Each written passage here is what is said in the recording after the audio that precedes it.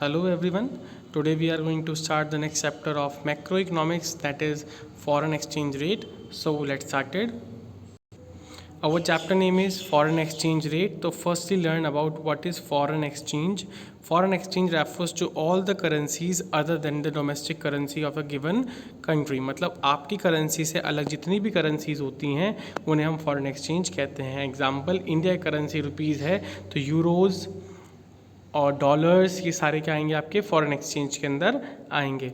Let's started the meaning of foreign exchange rate. Exchange rate means एक currency दूसरी currency में कितने rupees में एक्सचेंज हो रही है. तो it refers to the rate at which one unit of the domestic currency is exchange with the number of unit of the other currency. मतलब एक दूसरी कंट्री की करेंसी से कितने रुपए में एक्सचेंज हो रही है, that is foreign exchange rate. Example, ₹60 are to be paid to buy $1. So exchange rate is $1 is equal to ₹60.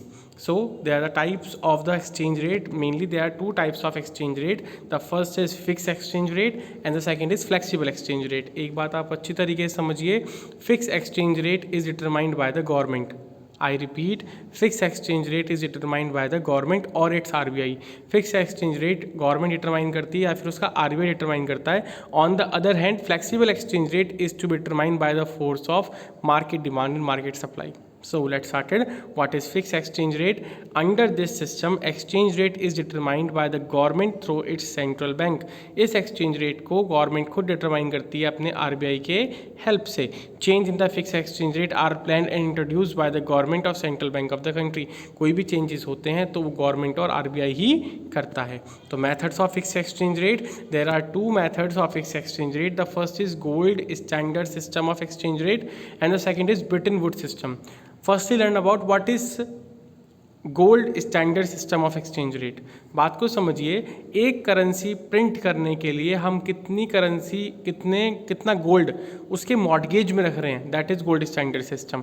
अब एक बात को बहुत ध्यान से समझिएगा, अगर मुझे 1000 येलो पेपर इशू करने हैं, अगर मुझे 1000 येलो पेपर एक करेंसी समझ लीजिए इशू करने और मैंने उस पर 1 kg ऑफ गोल्ड कोलेक्टर रखा है, मतलब 1 किलो गोल्ड मैंने उसमें कोलेक्टर रखा है, तो एक येलो पेपर की वैल्यू कितनी हुई 1 ग्राम of gold.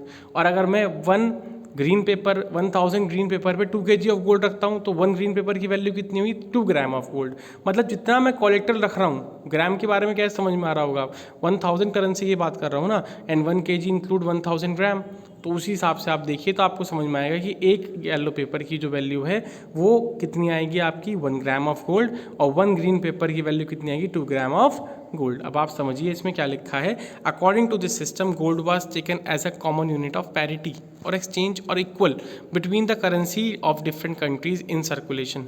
Each country was to define the value of its currency in term of gold. हर एक देश अपनी करेंसी को किसके टर्म में बताएगा, गोल्ड के टर्म में. Accordingly the value of one currency in term of other currency was fixed considering the gold value of each currency. हर देश की गोल्ड वैल्यू के हिसाब से हम वो काम करते हैं. The next is Britain Wood system of exchange rate. तो याद रखिए, ब्रिटेन वुड एक जगह का नाम है यूएसए में, जहाँ पे IMF की स्थापना मीन्स वहाँ पे इस्टेब्लिशमेंट हुआ था IMF का. तो ब्रिटेन वुड सिस्टम होता क्या है पहले उसके बारे में सुनिए सिर्फ.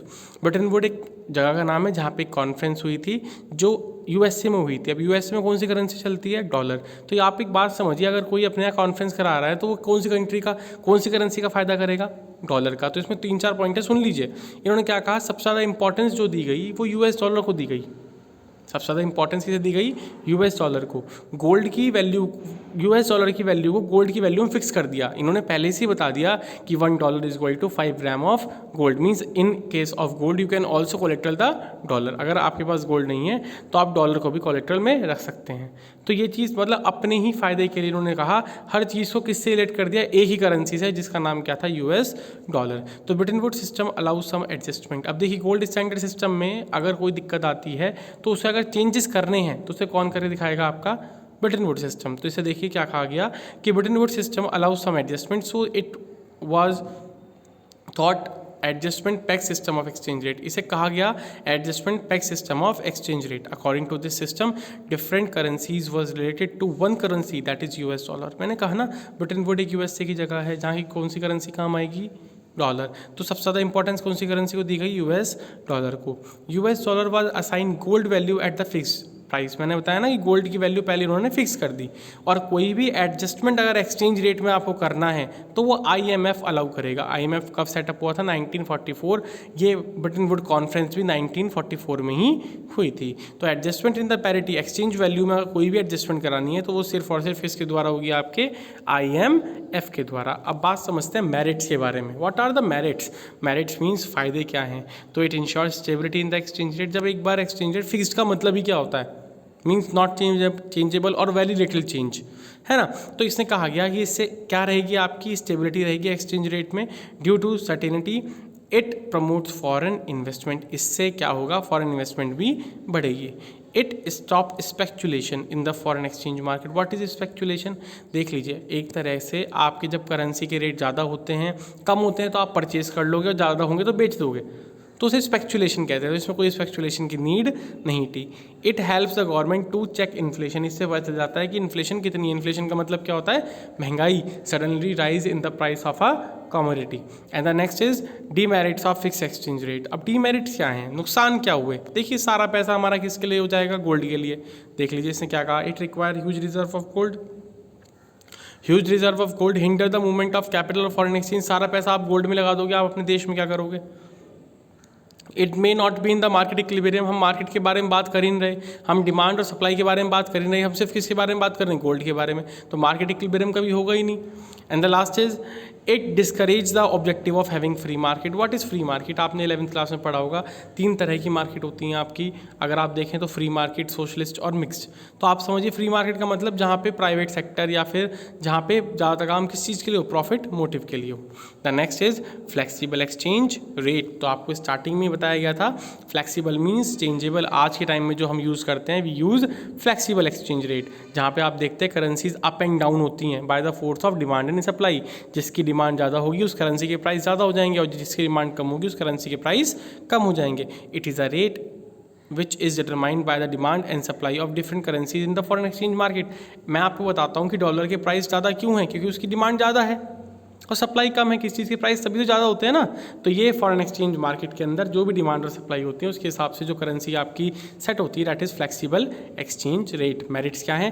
पहली बात तो पहले वाले में हमें गोल्ड रखना पड़ता था, इसके अंदर हमें गोल्ड रखने की जरूरत नहीं है। तो with the flexible exchange rate there is no need for the government to hold the reserve.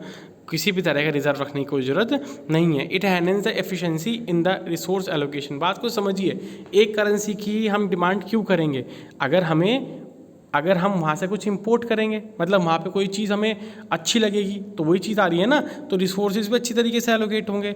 It promotes venture capital in the form of the foreign exchange. इससे क्या होती है? फॉरेन, अगर किसी करेंसी अच्छी चल रही है तो वहाँ पे आप बिजनेस में जाके लेके आओगे, कम हो रही है तो बिजनेस सेटअप करोगे। वेंचर मीन्स बिजनेस कैपिटल को आप वहाँ पे इंक्रीज़ करोगे। अब देखिए, जो उसके मेरिट्स थे वो इसके डिमेरिट्स हैं। वहाँ पे स्टेबिलिटी होती थी, इससे क्या होगी? इनस्टेबिलिटी होगी। वहाँ पे स्पेक्यूलेशन ख़त्म होता था, स्पेक्यूलेशन मैंने बताया था, और यहाँ पे स्पेक्यूलेशन आपका बढ़ेगा। वहाँ पे इनस्टेबिलिटी की वजह से इंटरनेशनल ट्रेड बहुत बार डिस्करेज भी होता है। देखिए, बहुत ज़्यादा करेंसी फ्लक्चुएशन हो रहा है तो हम सोचेंगे ही नहीं करने की, भाई आज तो हमने करेंसीज में पैसा डाल दिया, अगले दिन वो बहुत डाउन हो गई तो it will be a loss. तो international trade and investment is discourage due to uncertainty cause by the currencies fluctuation, और ये एनकरेज करता है स्पेक्यूलेशन को। ठीक है।